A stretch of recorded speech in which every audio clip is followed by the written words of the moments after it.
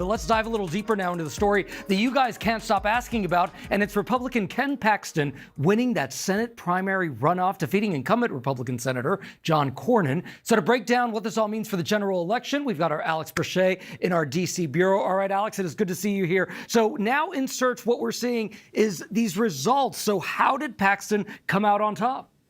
Well, Gio, I mean, this was a stunner. I don't know that Paxton winning was a shocker, but certainly the fashion in which he won.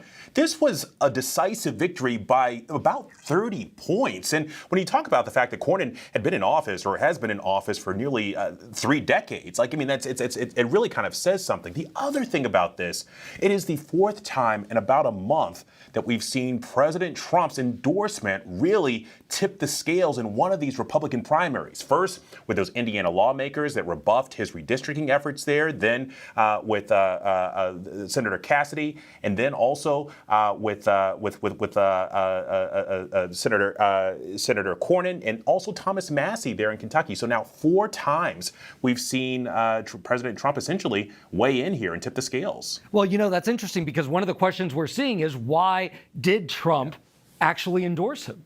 Well, what was interesting here, Gio, is Trump didn't really weigh in until about a week ago. But ultimately, he said that he thought that Ken Paxton was a better fit. Paxton had been loyal to Trump, right? And when Trump was calling for states to look into investigate his 2020 claims of election fraud, Paxton was one of the ringleaders really kind of pushing those investigations. Now, Cornyn isn't exactly like a Trump nemesis. He's actually been really kind in talking about the president. He says that he's allied with the president. He calls the president a friend. But it was clear that Trump really kind of aligned with Paxton and made that endorsement about a week before this primary runoff. Okay, so there are 4 words, Alex, that are also being searched right now. Ken Paxton, criminal investigation. Why?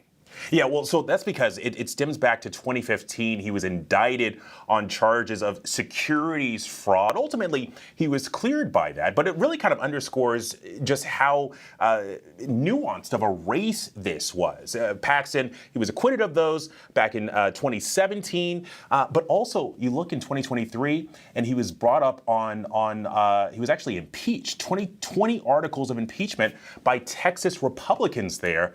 Ultimately, the Texas State Senate voted to not convict him on that impeachment. But he's kind of an interesting candidate in that many Republicans believe that he might be flawed, and that could actually play out towards the midterms whenever he goes against James Tallarico. Yeah, and it shows what's going to happen here. Perhaps the things are up in the air when it comes to the 2026 midterms for sure.